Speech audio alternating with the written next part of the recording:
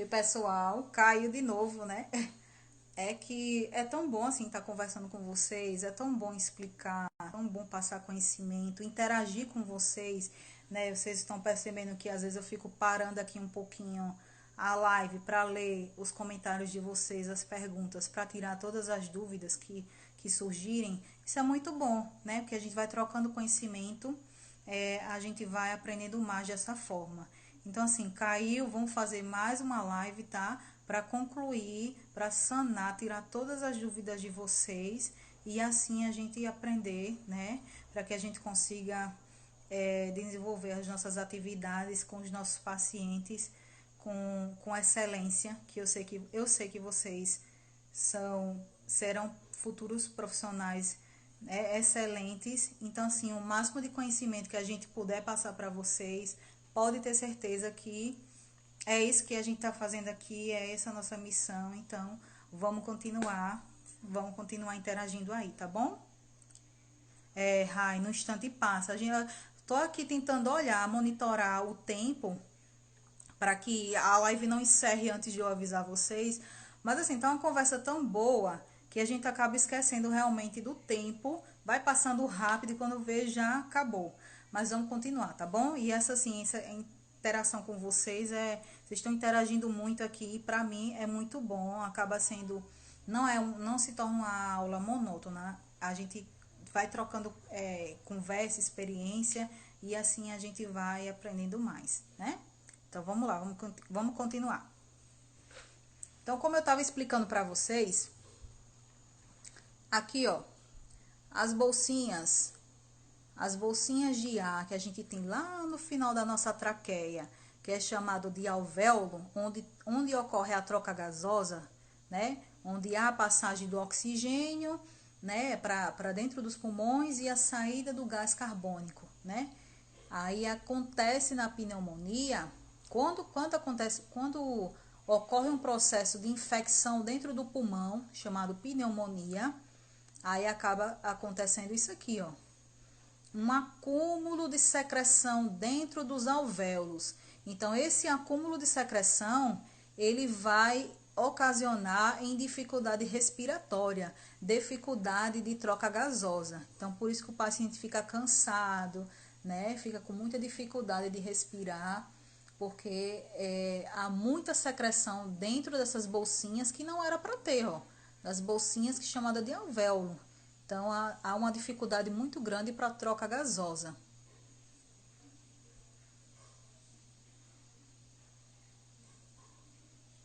Ah, que bom, Simone. Isso mesmo. A gente tem que estimular, né, cada vez mais ao estudo, para que a gente seja profissional com excelência. Então, assim, é muito bom que vocês estão interagindo. Eu fico muito feliz e eu tenho certeza que vocês vão aprender cada vez mais dessa forma. Tem uma live para começar agora às 19 horas, né? Vamos acelerar um pouquinho para que a gente não atrase a aula do próximo professor, tá bom?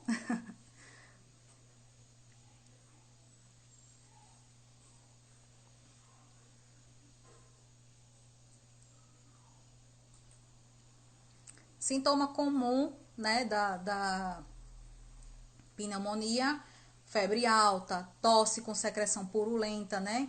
Que é aquela tosse que a gente consegue visualizar aquela secreção principalmente amarelada, mas também pode ser a tosse seca, né? Sem muita secreção. Dor no peito, né? Que piora com a respiração. Taquipneia, né? Que é aquela aumento da respiração, né? A pessoa fica mais ofegante. Aí o diagnóstico é através de avaliação clínica, através de radiografia também, né? No famoso raio-x a gente consegue visualizar uma alteração a nível pulmonar. O tratamento é medicamentoso. E aí a prevenção a gente faz com estímulo à vacinação contra a gripe, né? Tem a vacinação contra o pneumococo, que é a principal bactéria que leva, né, que desencadeia a pneumonia, e ela é disponível para os pacientes idosos acima de 65 anos. Então, isso aqui a gente pode estar orientando aquele paciente. né, ao paciente e o cuidador sobre essa questão da vacinação. Lavagem das mãos, que a gente sabe que bactéria e vírus a gente pega, né, a gente pode pegar através das mãos. Veja agora a situação dessa pandemia, né, que a gente está estimulando cada vez mais a lavagem das mãos, porque é um meio de mecanismo, é um mecanismo de contaminação muito fácil, né, a gente passar, pegou em uma superfície que esteja infectada com algum vírus ou bactéria que leve a uma pneumonia, aí a gente passa a mão no nariz, na boca, pronto, já é um mecanismo, uma forma do vírus ou da bactéria entrar no nosso organismo e acabar trazendo consequências de doença, né? Como a pneumonia, como o próprio coronavírus, né? Que a gente está vendo tanto agora, ouvindo tanto falar sobre essa doença, através de um vírus que a gente facilmente começa a disseminar. Então, a lavagem das mãos super importante. Fumar também, que a gente sabe que acarreta em consequências para o pulmão, então orienta esse paciente para evitar o fumo, né? E estimular para que ele tenha uma boa qualidade de vida. Gigantes da fisioterapia.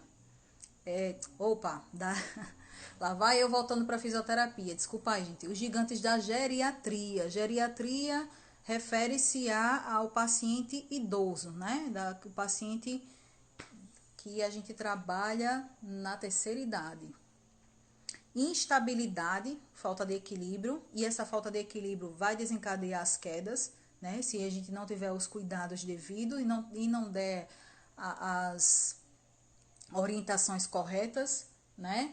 Lembra lá do tapete, dos móveis que pode levar esse paciente a levar esse paciente à queda? Então, a instabilidade, aquele paciente ele geralmente tem essa instabilidade, a falta de equilíbrio, anda um pouquinho com dificuldade e isso é um risco para ao desenvolvimento de uma queda, né? Vai trazer consequências graves para esse paciente. A incidência é em cerca de 30% nos idosos e 40% acima dos 80 anos. Então, é uma incidência considerável. E aí as causas, como eu falei, relacionada ao ambiente, relacionada à fraqueza e instabilidade, que o paciente ele já não tem aquela força muscular de quando ele era jovem, né? Ele pode apresentar tontura, pode apresentar hipotensão ortostática. O que é isso? Quando ele está deitadinho, está numa pressão lá, numa pressão, digamos assim, 12 por 8. Aí ao levantar, a pressão dele pode cair para um 10 por 6. Então isso é chamado de hipotensão ortostática. Quando a gente fica em pé, né? Quando a gente levanta, aí a pressão pode cair. Se a gente tá dormindo e levanta de vez, acho que já aconteceu com algum de vocês. A gente tá dormindo, né? Passou horas lá deitado, dormindo. E de repente você tem um susto e levanta de vez da cama. Aí você pode até sentir uma tontura, uma coisa estranha. Isso é chamada de hipotensão ortostática, tá? Que aí você mudou o percurso, o fluxo sanguíneo de uma forma muito brusca, né? Redução da acuidade visual também, que aí seria a diminuição da visão, né? Esse paciente pode ter, isso também pode ser um risco para quedas. Como é que a gente pode avaliar se o equilíbrio desse paciente está bom ou não? Avaliar sentado ou em pé. Primeiro começa com sentado, né? Ele está sentadinho na cadeira, pede para ele levantar e para sentar, pede para ele levantar de novo. Se ele conseguir efetuar esse teste sem nenhuma dificuldade, aí a gente evolui para o em pé. Deixa ele em pezinho, vai soltando as mãos dele devagarzinho, aos pouquinhos, para ver se ele consegue ficar em pé sozinho, sem apoio. Pede para ele fechar o olho e pede para ele fechar o olho e ficar por mais ou menos 1 minuto com o olho fechado. Se ele permanecer em pé por 1 minuto com o olho fechado, sem cair, sem oscilar, né, como se fosse cair, então ele está com um equilíbrio bom. Caso contrário, então o equilíbrio está um pouco comprometido. A imobilidade, que é a capacidade de se deslocar sem o auxílio de uma segunda pessoa. É aquele paciente que está acamado, né? Que não consegue levantar, não consegue desenvolver as suas funções. Então, isso também é um gigante da geriatria, né? É uma situação de importância, porque a imobilidade, ela traz severas consequências para a saúde do idoso, né? E ele progride muito, assim, para piorar as comorbidades, as doenças que ele já tem, até chegar a óbito. Então, a imobilidade é uma situação de risco para a saúde do paciente idoso. Quais são os fatores que podem predispor à imobilidade? Doenças reumáticas, né? Sequelas de fraturas, que aí aquele paciente já não tem dificuldade a nível muscular, a nível ósseo. Doenças cardiopulmonares, aquele paciente está muito cansado, né? Ele não consegue desenvolver atividades leves, né? Ele cansa aos pequenos esforços, então precisa ficar um pouquinho mais quietinho, mais na cama, né? Se não tem muitas condições de efetuar algumas atividades devido à deficiência cardiopulmonar. Afecções do sistema nervoso, né? Aquele paciente que apresenta alguma doença a nível do sistema nervoso, como Parkinson, como o próprio Alzheimer, infecções, desnutrição, depressão, enfim, são vários fatores que podem desencadear, levar o paciente a essa condição de imobilidade. O tratamento vai depender muito da doença de base, né? A conduta é paliativa. Aí a gente vai, se é um paciente que não sai mais do leito, o que é que a gente vai orientar? Principalmente a mudança de decúbito, né? A cada 2 horas, para que esse paciente não vá a ter uma lesão, né, cutânea, para que ele minimizar os riscos, né, de lesão, que a gente sabe que acontece muito com o paciente acamado.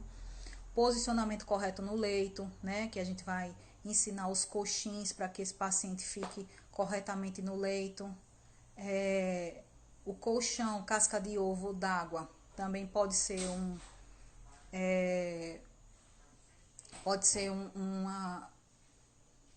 auxílio, né, nessa prevenção de sequelas como lesões cutâneas, né, a hidratação da pele, a ingesta de alimentos e líquidos adequado para que esse paciente não venha definhar até chegar ao óbito, né? Então é um tratamento paliativo para tentar manter o mínimo possível de qualidade de vida desse paciente.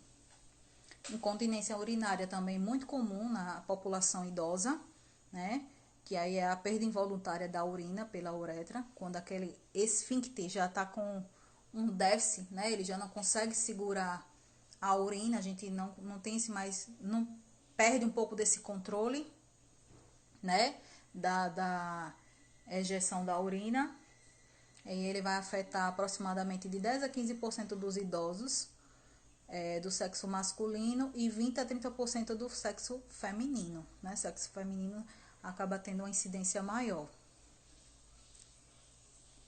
Isso, Rai, a gente aprendeu na prática sobre aqueles posicionamentos, né? Na instituição do idoso.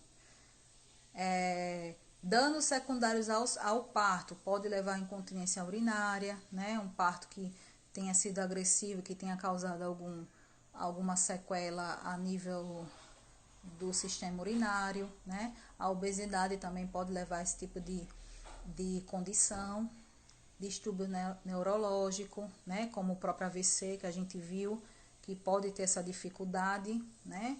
E levar à incontinência urinária.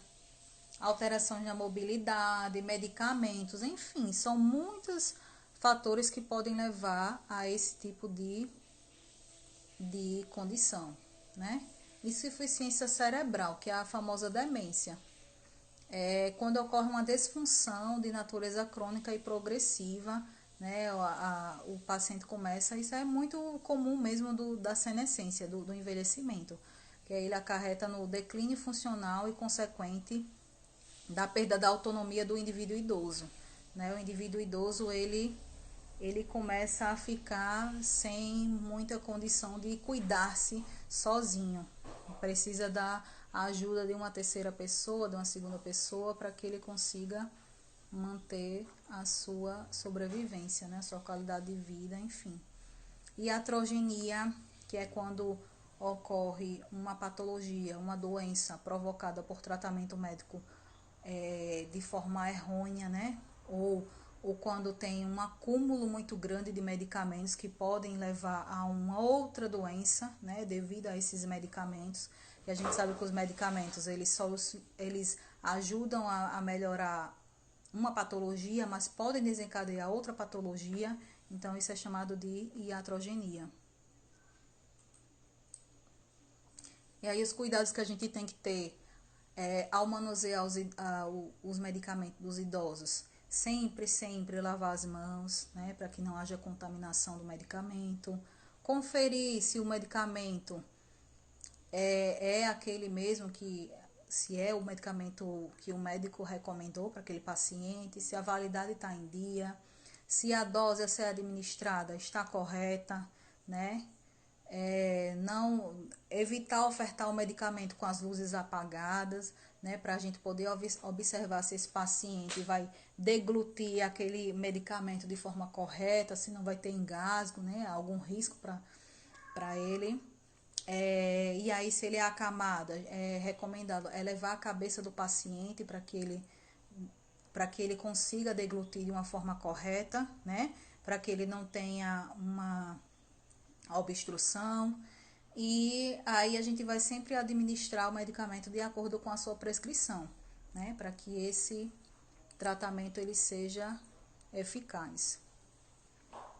Aí outras doenças que são muito comuns também, doenças comuns como as doenças cardíacas, né, cardiovasculares, doenças pulmonares, enfisema pulmonar muito ligado ao cigarro, né, bronquite, doenças osteoarticulares, muito comum, a osteoporose, a artrite, a artrose. A artrite seria quando aquele paciente ele apresenta inflamações nas articulações, né? E aí ela acaba trazendo dor, acaba trazendo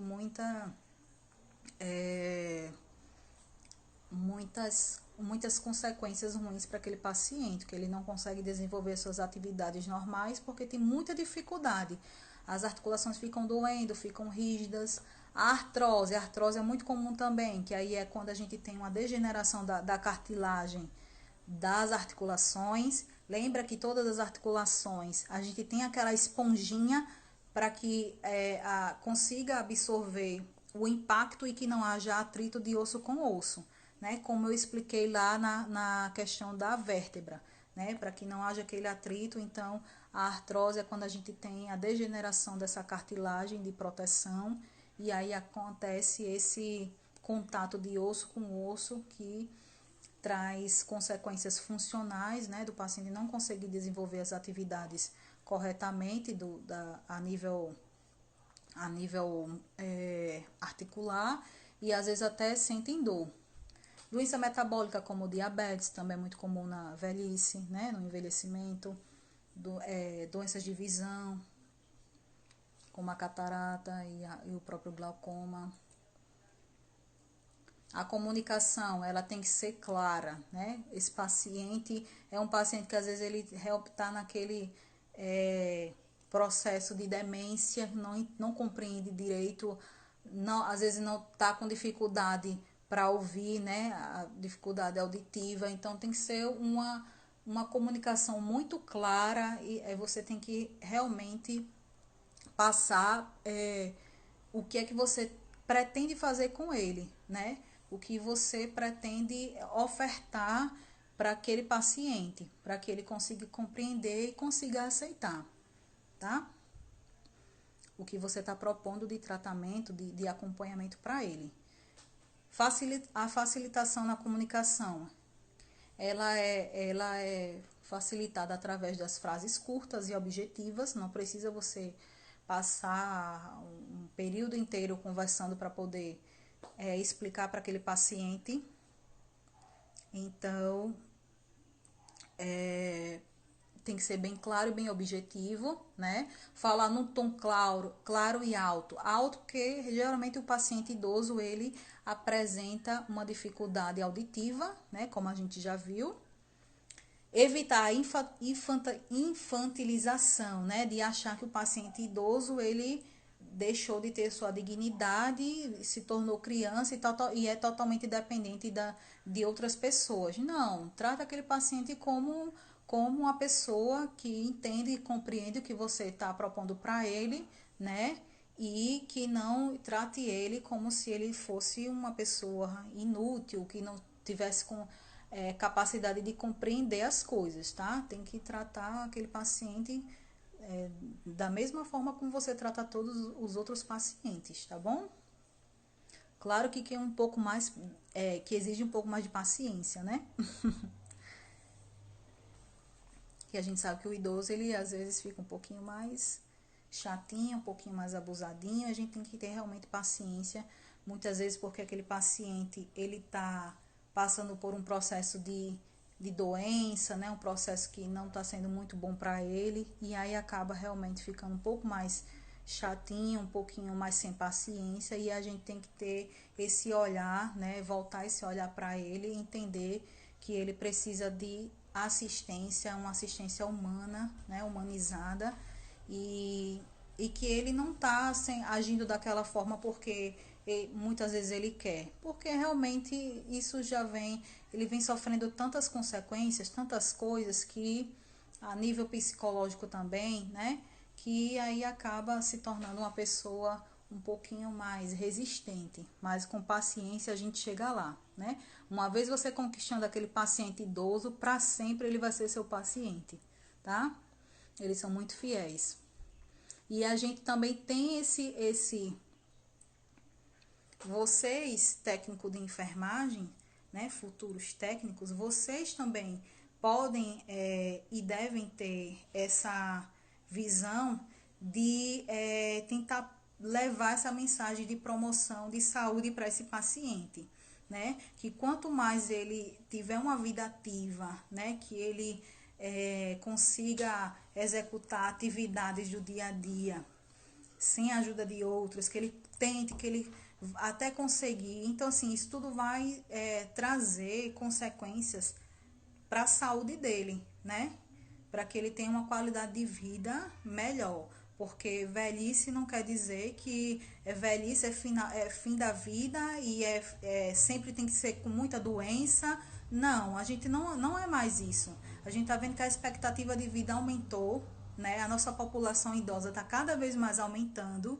Então, a gente tem que ter essa visão de que esse paciente, ele não está chegando no fim da vida e para sentir dor e para ter doença, nada disso. Que ele continue a sua vida ativo, né? Para que ele não precise tanto da assistência da saúde só na doença, para que ele precise também na promoção. Então, estimular a promoção à saúde para essa população é dever da gente, né? Porque a gente sabe que um dia nós seremos também idosos. Então, como a gente estuda, como a gente vê que é possível envelhecer sem estar doente, né? Sem ter tantas comorbidades. Então, vamos estimular os nossos pacientes para que eles consigam chegar a esse pensamento de querer ter qualidade de vida, né? Então, vamos promover a saúde desse paciente, tá? Então, ó, estimular a população idosa a adotar medidas que promovam e mantenham a qualidade de vida é nosso dever também, né? Que aí a gente sabe que esse paciente vai ter uma velhice com mais qualidade, né? Com menos doenças. E é isso aí. Respeitar as pessoas idosas é tratar o próprio futuro com respeito. A gente sabe que todos vão chegar nessa fase da vida, né? Nessa fase da senescência, né? Do envelhecimento que vai acontecer para todo mundo. Então, estimular para que eles tenham uma qualidade de vida também é a gente aprender para que a gente também consiga chegar lá e chegar lá bem, não é isso? Então, assim, a gente está encerrando agora. Atrapalhei um pouquinho a live do próximo professor. mas que a gente fica realmente a gente fica muito estimulada a conversar com vocês, de trocar experiência, né, de tirar dúvidas. Então, assim, espero que vocês tenham aprendido, que tenha conseguido acompanhar o meu raciocínio e qualquer dúvida é só perguntar depois. Se quiserem também material, a gente pode ver essa questão, manda pelo e-mail, tá bom? Fiquem com Deus, fiquem em casa, se cuidem, cuidem dos seus idosos e estudem, porque eu tenho certeza que ao passar tudo isso, essa quarentena, né? Vocês vão retomar os estudos de vocês, o estágio, e agora é o momento de vocês, ó, mandarem brasa nos estudos, porque quando chegar os estágios, vocês vão estar tudo craque, né? Já vão estar sabendo lá é, manusear, trabalhar tudo certinho, tá bom? Então vamos estudar para que a gente consiga ofertar um trabalho bom para os nossos pacientes, tá bom? Então fiquem com Deus, assistam a próxima live do professor e até a próxima, se Deus quiser.